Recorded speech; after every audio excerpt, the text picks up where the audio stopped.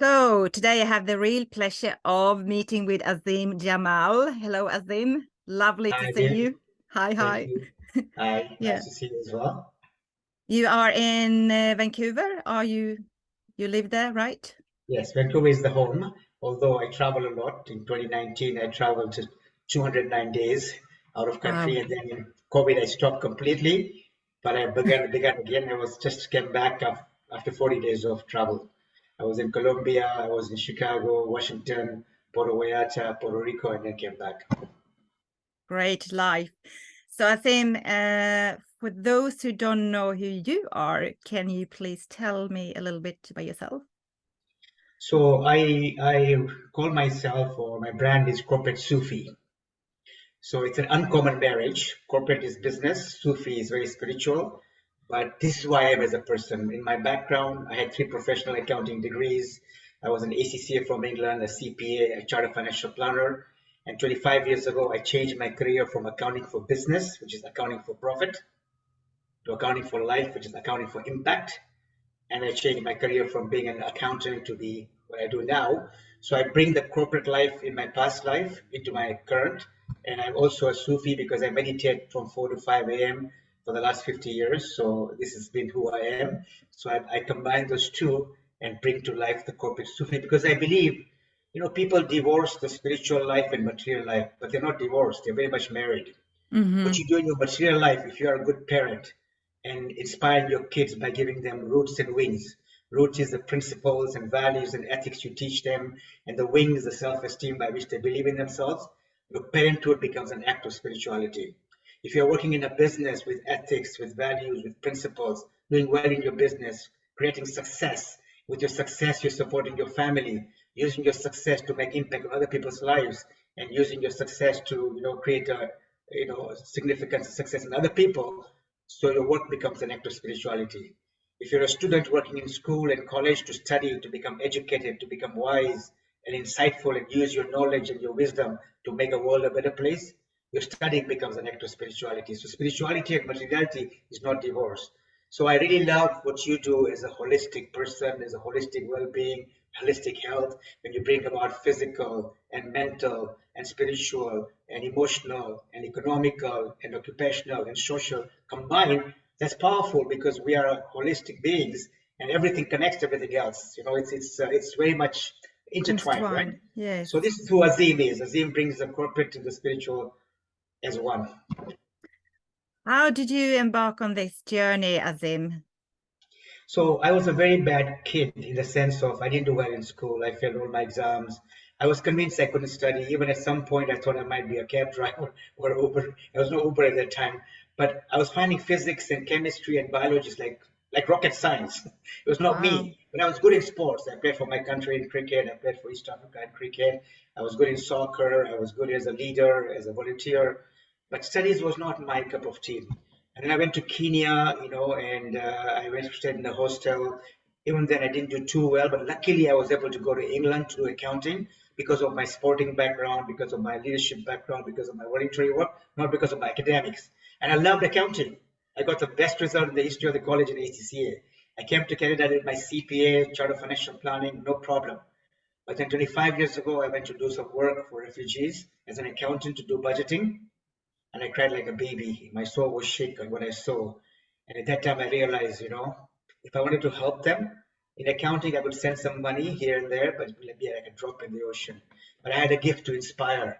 I was doing it as a hobby, as a volunteer. I said, if I take this career and talk about giving, write about giving, coach about giving, I can make a big difference. So I set a huge goal, larger than self in this Yeah. new career. Of course, I struggled for 10 years. I almost gave up what I was doing.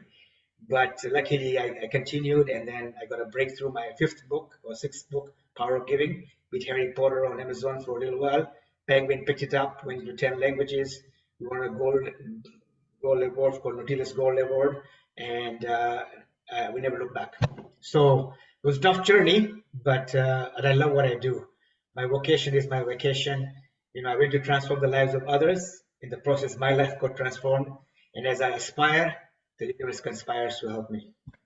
Did you, so you saying you went to a refugee, was that in Pakistan? Yeah, I went to Karachi, Pakistan. I went as for a non-profit organization in Canada Mm. called Focus, and they sent me as a professional accountant to do budgeting. Mm-hmm. So I went and did many things there for 6 weeks, but one incident changed my life. But do you think that was the universe sort of pushing you to reach your higher self? Did you reach your higher self when you were there? Did you connect for the Yeah, first time? yeah. You see, we are all born with a gift, okay, and unfortunately, most people die without opening their gift.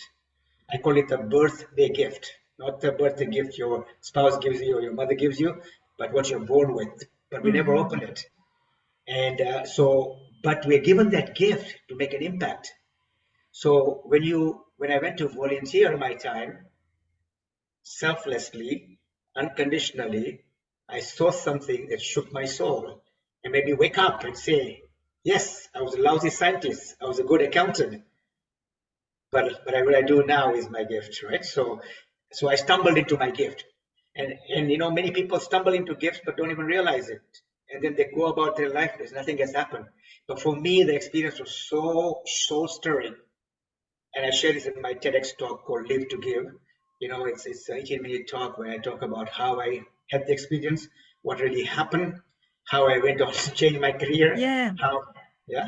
Yeah, listen to it. It's great. It's Okay, very, very profound, very okay, impactful. thank you.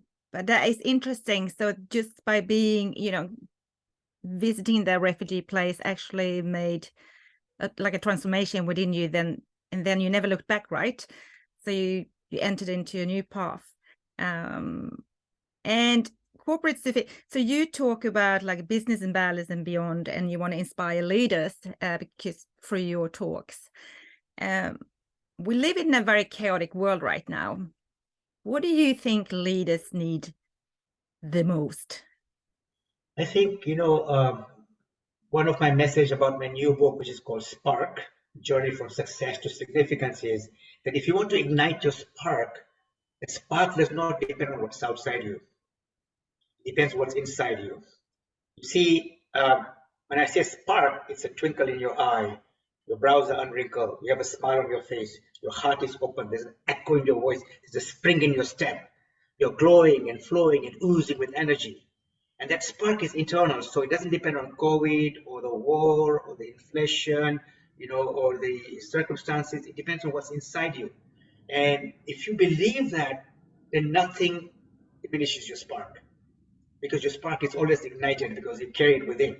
So how do you have that? You see, the external spark is overpowering. Internal spark is empowering. External spark is temporary. Internal spark is permanent. External spark is limited. Internal spark is unlimited. So how do we tap into this enormous power we have inside us? And that's the work, the interior work, the spiritual work, the meditative work. When you go inside, you realize the power you have within. I think there's a beautiful book by a Turkish author who I met some years back. Her name is Elif Shafak. She wrote a book called 40 Rules of Love. Line, which I'm going to paraphrase, which I really like. It says, Yeah. East, West, North, South. East, West, North, South. Doesn't matter where you're going. The journey is always a journey within. It's how you process things within. So the chaotic outside should not be the chaotic inside.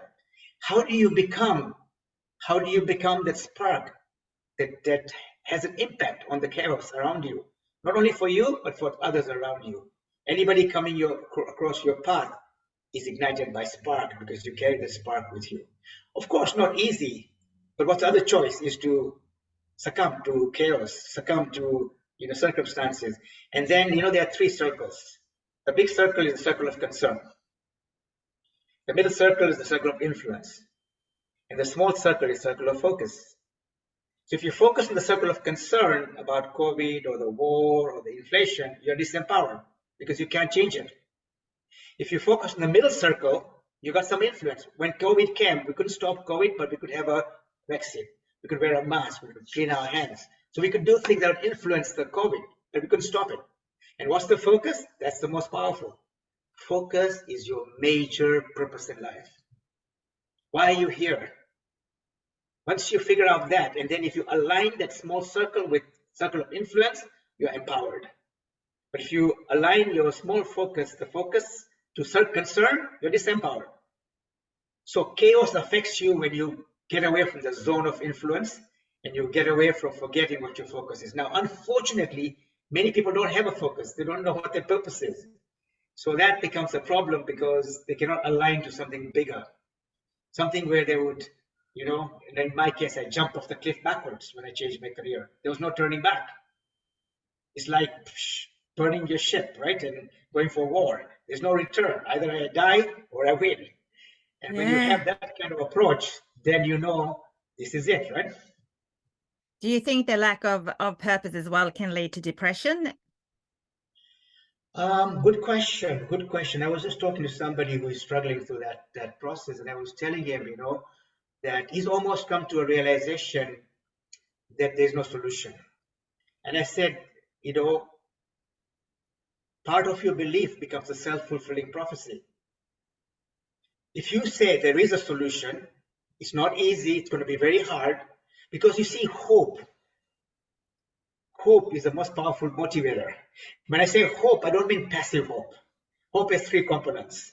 Hope means that you have a desire, hopefully a burning desire to do something. That's the starting point of hope. Second is you put effort, energy towards that desire, to achieve that desire.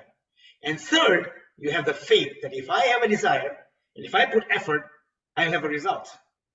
Now, if you don't believe that you can put effort and you have a desire, but nothing will happen, then you're dead before you start.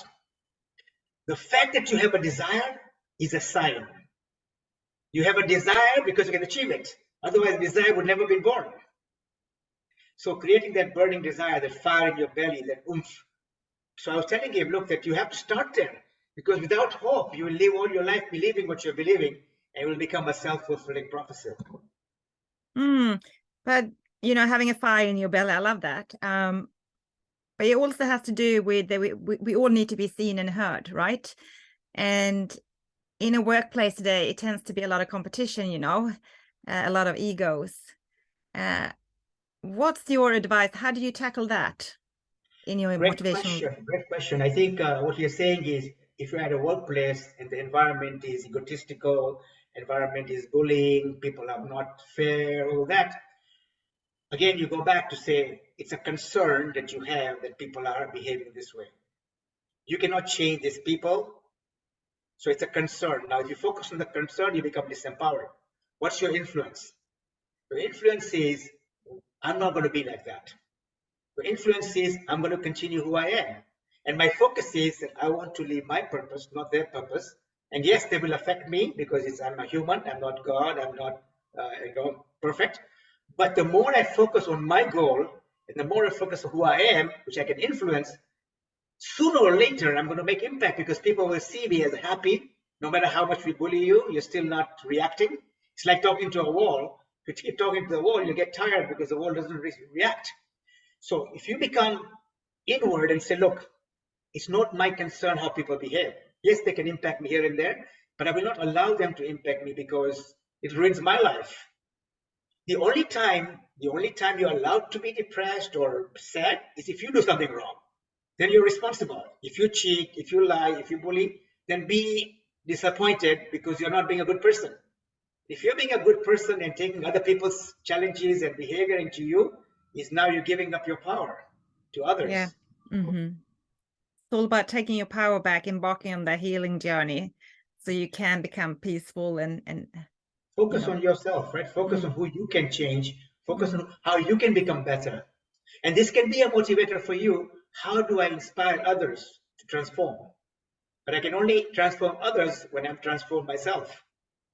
Right? So when I transform myself, directly and indirectly, tangibly and intangibly, I impact people around me because they see me to be peaceful, to be happy, to be calm. Whereas we who are doing bad things and being egotistical and shouting and bullying, even though we feel powerful, but we feel powerless as well because it doesn't give us happiness, what we do. Wow, that's so interesting. Very, very profound. So you can't tell someone to behave in a certain way. You actually had to be that person. You see, become that person. Yeah. Your kids don't listen to what you say. No. Your kids see what you do.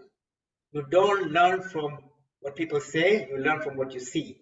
My father never taught me how to serve people, but I stayed with my father more than 40 years in the same house. I watched him serve people all the time. He didn't have to tell me that. When I grew up, I became a person to serve because I learned from what I saw. So with words, you can only preach. With action, you teach. Yes. So how do you become that teacher with action, not by words? Because words, any Tom, Dick, and Harry can talk, but talk is cheap. Yeah. And usually people, they talk a lot and don't deliver. There's a lot of people like that out there, rather speak less and do more. Yeah. Let your actions do the talking. Mm-hmm. Yeah. And why are corporations coming to you for hiring you? What are the main factors? What are they struggling with? So I coach many CEO type people, like, there's an organization called YPO, Young Presidents Organization, EO, Entrepreneurs Organization, where leaders are very successful business wise and they're doing well financially and all that. They come to me for three reasons. Because every leader I've met, almost every leader around the world, I've traveled the world, I've spoken to more than 1 million people live in 100 cities in 5 continents, and almost Wow. every leader I've met has three challenges. Challenge number one, no matter how good they are in business, and that includes people like Tim Cook or Jeff Bezos or Elon Musk or Mark Zuckerberg, no matter how good you are in business, business is always a work in progress. It's never a finished product. So you're always trying to get better. You never stop. So one challenge they're looking for is, Azim, can Azim you help us in us getting better in business? So because of my business background, because of my accounting background, because I have 3 degrees in professional accounting, sometimes I know more about finance than a CEO because the CEO probably hasn't done 3 degrees in accounting. So it helps me to help them in how to get better in business, not only just in finance, but also how to manage their time, how to manage their energy, how to manage their, how they operate, how to be around them. So that's one part. Mm-hmm. The second challenge every business person has or leader has is how I balance my life between my health, my family, my spirituality, my work, my finance, and my lifelong learning. How do I juggle? And because I grew up in, when I was born, we were 45 people living in one house. We had a big house, but my grandfather had 11 children, all the 11 children, their grandchildren, we were all Wow. together. Whew, In 45. Vancouver, which is Yeah. unheard of, Yeah. my daughter, my son, my father, my mother, my wife, and my grandmother used to get stayed together. So when my daughter was 3, my grandmother was sick one day at the hospital, and the nurse was asking us, "What's the relationship with this girl and this lady?" And I said, "I'm the father. This is my father. This is my father's mother." And then my parents are totally Eastern. My grandfather was born in India, my father was born in Africa, and I was born in Africa. So my parents are totally Eastern. My kids totally Western. They're all born in Canada, and I'm an I'm a sandwich, half East, half West. So I leave the Right. balance in my family for many years. So balance became an expertise of mine, how to balance your life with all the different facets of your life. Okay, so I help them with balance, how to balance it. And then the third part, every leader is lacking, is I call the beyond, which is the deep, deep desire, that deep, deep desire to find meaning, to find purpose, to find fulfillment, to find happiness in their life. And so I synergize between business, balance, and beyond, and it's spot on for them. Spot on because they love that synergy and they want to get better. And sometimes I coach the CEO, they bring their teams in the coaching, they bring their family in the coaching. I recently did a family vision, mission, values exercise for a family. Amazing. And one of my clients who's in Puerto Rico is my client for 5 years. I was just speaking in Colombia to YPO EO group, and he came with me. So in the last day, I spoke for EO in the morning for members, afternoon for their wives and kids, in the evening for YPO boards. Next morning I spoke for YPO members. In the afternoon, the next day I was speaking for YPO members, their wife and their kids, and my client spoke for 3 minutes. He said, Azim has been coaching me for 5 years. He's done many things for me. But one thing he has done, which is the most important thing in my life, he made my family do a vision, mission, values. And he said, I'm divorced, but my family is more together than people who are married. And this is what's helped us. So this is what they hire me for, is the 3 areas, which is my expertise. You know, people can beat me in business. My colleague and my co-author Brian Tracy, amazing in business. He can beat me in business, no problem. Deepak Chopra, my friend and colleague, can beat me in spirituality, no problem. But when it comes to the synergy of business, balance beyond, I hold my own. That's my differentiating factor. That's my strength. That's where I can compete. And so this is where I focus on. And that's the corporate Sufi. Wow. What an interesting journey, and what an amazing blend, like having 45 family members. That is incredible. That must be very, very fulfilling, and having, You just learn, you like you, learn from how the mom and my grandma, how they managed to have so many women in the house, and so many men, and so many kids, and somehow, and then still we have guests coming in. Everybody has some friends coming in, and how we survived and thrived, in our own way. And so, yeah, I think all of us have some kind of uniqueness, and this is what makes you different, right? It must be special, and that's why you need to be yourself because everybody else is taken. Mm. And I think, like you were saying, that the saying, it takes a village to raise a child, and it does. Do you think today we are so isolated from each other? We Yeah, don't today's, talk everybody wants to be emotions, alone. and yeah, because we have the screens, and do you think that's why we have this mental health crisis as well? Well, I Like, think part of it is because everybody wants to be independent. They like their independence. They want to be alone. They want to live on their own. It's financially not as savvy because if you live alone, you have to pay your own mortgage, your own rent, your own food, and everything. And so, having the family living together, there are many benefits. Of course, you yeah. don't want kids to become dependent and lose their own independence. But how do you balance it out, right? By having Hmm. some independence. There's three parts: dependent, independent, interdependent. So dependence is weak because then you become disempowered. Independence is good. Once you get independence, you want to become interdependent. You don't want to stay at independence. Interdependent is the best place to be, where you're independent, but you're also having synergy with others who support So you each work as other, a right? team. Yeah. Yeah. Yeah. So you So we work to. need that. We need the community. We need the family. We need the friends. We need other things to make us whole, right? Mhm. And no person is an island by themselves, right? Has it been difficult for you having children born in Vancouver, Canada, and coming from Africa yourself, and having an Indian father, in terms of values and drives, and what's important? Have you sort of has it been very important for you to have your values passed on to your children? Have you talked a lot about traditions and values, and how the West differs Yes, from? absolutely, absolutely. I think it's very important. Again, you only teach by action and by not by words. My daughter, for example, my daughter is around 33, 34 right now, and she won a gold medal in Canada for marketing. She won a bronze medal worldwide for marketing. She went to Kellogg, one of the best universities for MBA. Got a McGowan Fellow. Like for 425 kids, one person gets a McGowan Fellow. She got a good scholarship. She did everything. Worked for Johnson and Johnson, managed 5 countries as a brand manager, traveled 60 countries, left everything. For the last 3.5 years, she's in Kenya, in East Africa. Started her own foundation called Maziva, which is creating breast pump that allows women who cannot afford to go to work and feed their kids with breast milk.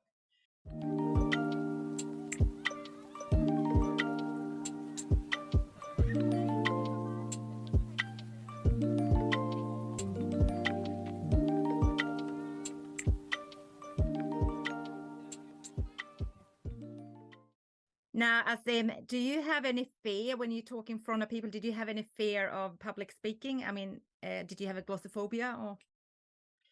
Great question. I was a very shy kid when I was young, very reserved, very isolated.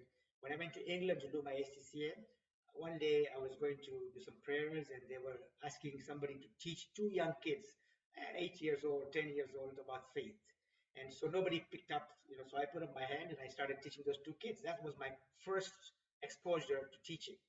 Then I came to Canada, and I became involved again somehow in teaching, and I just joined a group of people to teach about faith. And then one day there was a big event, and everybody in my group who are all experienced and seasoned were asked to do the talk for our group. And there were 25 of us, and I was the last one. They asked everybody, and everybody said, "No, I have exams, I have a backache, my business is this." So I was the last person, so I said yes. And I'd never done a talk, and there were a few hundred people.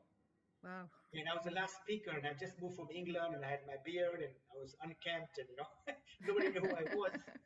But in England, I share a small story. In England, everybody, when he goes to study in England from Africa, you're not very well off. Everything's expensive. So I used to work, Yes.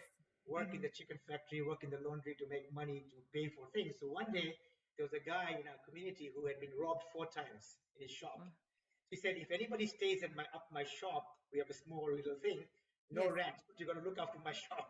Yeah, So yeah. I put my I hand lived up. in London, so I know. Yeah.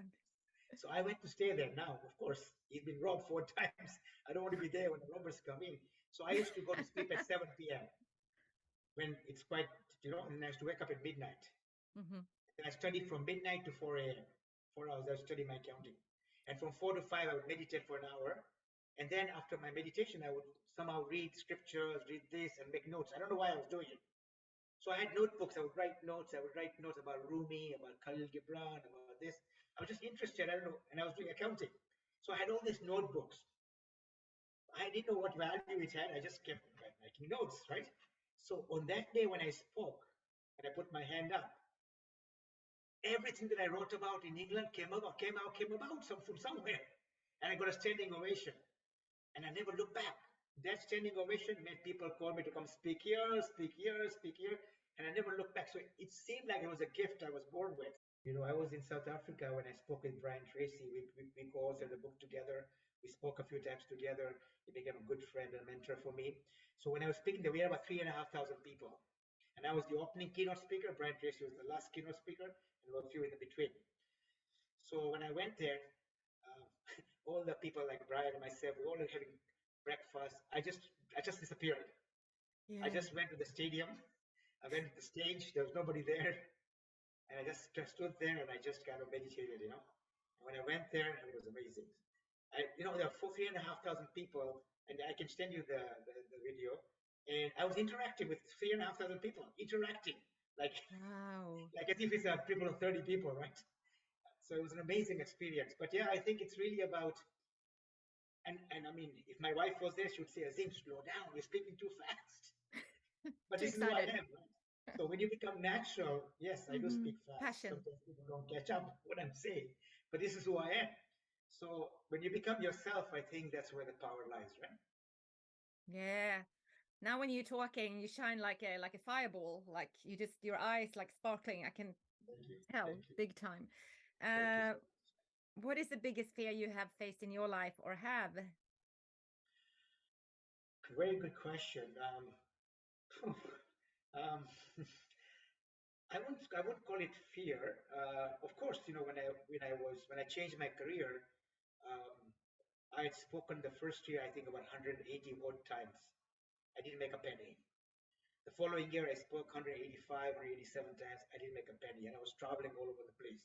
I wrote my first book called Seven Steps to Lasting Happiness. It took me about 10,000 hours to write the book. I couldn't put a book in the bookstore. And there was one day I went to a bookstore in Canada called Chapters, which is a big bookstore in Canada. And my goal was to sell 5.7 million copies. My goal was to be one of the top speakers in the world. My goal was to raise $40 million for charity. Now I'm going to the bookstore as a best-selling author in my mind. I'm not going to ask them, "Do you have my book here?" So Great idea. I tiptoe in the bookstore, and I go to the computer. So I put seven because my book is called Seven Steps to Lasting Happiness. The computer says there are 70 books on seven. Oof. So I go up and down and up, Uh-huh. sideways. I can't find my book. So I put the word happiness. The computer says there are 70 books on happiness. Ah, okay. Up and down and up, sideways. I can't find my book. And he said, "What kind of bookstore is this?" I put my name, okay? Azim, Azim. Jamal, Jamal. Then I stop. I don't put L. I look back. Anybody watching? I don't want people to watch me put my own name and find everything. So nobody's watching, so I put L. Computer puts out author. I said, yes, yes, yes. Finally something. Author unknown. Author unknown. I said, what? I put every inch, every ounce, everything I had, and I can't even put a book in the bookstore. I was depressed. I was walking away from the computer feeling really low. That was my lowest point. That was my lowest. Before that, I had many, many struggles and many, many humiliation. But I was like a bulldozer. I was just going, going, going, and a goal larger than self. When that happened, I said, man, I blew it. I blew it. I didn't listen to my friends. I didn't listen to my family. I just kept going. I was stupid. What am I doing?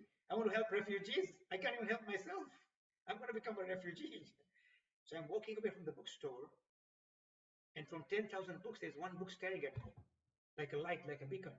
And I'm ignoring the book I'm saying. And I said, wait, what's your problem? Do you know I've been reading 2 books a week on average? And last thing I'm going to do is read another book. Look at my life. But I'm walking away, but this book is following me. So when I come to the door of the bookstore, I have 3 choices. I go to my car, I go to the bathroom, I go to the book. Now, my late colleague, Dr. Stephen Covey, has a line. He says it's called the moment of integrity, when life changes. So in that moment of integrity, I go to this small book with a view that I'm not going to read the whole book. I'll just read the introduction because I don't know why the book is staring at me. So I pick up this book and I read the introduction. It's the story of a guy who goes to Second World War. He comes back from Second World War, he's selling life insurance. Now, unfortunately, after the World War, nobody's dying, so nobody's buying life insurance. So he's going broke. So his wife divorces him, his kid leaves him, he gets drunk every day, and one day he had lost everything. He only had $30 left in his pocket. He was walking in the month of November in Cleveland in the cold weather in USA, and he comes across a pawn shop where the gun being sold, and he looks at the gun, the yellow tag, small yellow tag, 29 bucks. Puts the hand in his pocket, back pocket, and he finds 3 $10 bills, US $10 bills. So I can buy the book gun, buy a bullet, go to my dingy apartment and kill myself. But he writes that he was so drunk, he had no spine to go in the store, buy the gun, buy the bullet, go to his dingy apartment. It's too much work, so he kept walking. Came across the library. When he's at the library, he went in the library, he came to a section on self-help, he picked up a book. He liked the book, so he kept going back to different libraries. And one day he came across a book by W. Clement Stone and Napoleon Hill called Success Through Positive Mental Attitudes. And he loved the book. So he wanted to meet W. Clement Stone because he was the president of a corporation. So he went to apply for a job in a branch that he lived in, W. Clement Stone's branch. He was going to work selling. After some time, he saw a note, the editor was retiring. So he went to apply for a job as editor because he wanted to meet W. Clement Stone. He said, I'm not going to get the job, but I want to meet him. But when he got interviewed, because he was reading so many books now, he convinced the guy to give him a job as an editor. Wow. And at that time, he wrote his first book. Now I'm reading this in the introduction. Now, how many books will this guy sell? He was a drunk. He was going to commit suicide. You know, he's lost his family. He only has $30 left. Look at me. I was an accountant. I had 4 businesses. I traveled the world. I can't even put a book in a bookstore. Have a guess how many books could this guy have sold? 10 million? He sold, at that time, he had sold 36 million. But Yeah. now he has sold 50 I was million. thinking 37 millions in my head, but I thought, I say 10, but 37 I had as a number. A million, and now he sold 50 million. His name is Og Mandino, and the first book he wrote is called The Greatest Salesman in the World, sold 10 million copies. Now, what is the universe telling me? Azim, you're complaining. You put every inch, every ounce, every passion. If he can do it, why can't you do it? I ran home, put a quote on my website, corporatesufi.com. I put my quote, when the night is the darkest, dawn or early morning is the closest. Yeah, just around the corner. Yeah. Breakthrough is coming. Things didn't change even after that, but gradually they started to change, and then my power of giving bit Harry Potter, and that was my turning point, right? But it was a sign for me. So as you aspire, the universe conspires. Now, if I'd missed the sign, I would not be with you right now. I would be doing bookkeeping and accounting. Yeah, but the universe is sort of giving you the signs. Keep going, you know, and giving you the power within, you know, the spiritual power you can get, you know, from source. If I'd missed that sign, I don't know. Maybe I would get another sign. I don't know. But hello, just a so curiosity. you have to be open to signs. Yeah. Oh yeah, I see them all the time. When you open, that's when miracles happens, right? The magic. If you're closed, you won't see anything. Yes. Yes. How long did it take you? How long did you stay in that dark? Well, I started in 1997. I had the experience when I changed my career. Now it's 25 years, but I think the first almost 10 years were difficult. Mm. But you probably needed that to become I would do it best again. version. I would do it again. I would do it again. Because you see, Liv, it made me better because I had to do so much. So as you do so much, you get better at your craft. I mean, I never carry any PowerPoint. I never, even if I do talk for 3,500 people, I never do any of this other stuff. I talk from the heart. And sometimes I don't even know my script. Wow. But to get there, you have to go through so many different experiences, right? So if you didn't struggle, you wouldn't have that, right? So I would do it again because it's the only way you get better. Becoming that butterfly, get out of the cocoon, you know. Yes, absolutely. Absolutely. Right. Where do you hope we are in 10 years, Azim, from your point of view, from your work and your mission? So, Viv, I'm going to share a little story and then we can end if you like. I was in Kenya with my daughter just before the new year, and she had called a few friends who are all doing social work, and they're all from North America. So she had called them home. So we're having dinner. So we're talking about New Year's resolutions. So I told them last year in 2022, I asked my daughter Sahar, "What's your New Year's resolution?" She said, "Dad, I have one word." I said, "One word? What do you mean one word in the resolution?" I said, "What's your word?" She said, "Intuition." So I kind of liked it. I said, "Oh, it's so easy, one word." So I used my word authentic last year, and I liked it, just being authentic. So this year, we were talking about everybody's New Year's resolution. So they asked me, what is mine? So I told them this year for me, 2023, I have one resolution, and that is every single day. Every single day, my resolution is this is going to be my happiest day of my life and the most impactful day of my life. And Viv, I'm telling you, this little statement has been so powerful.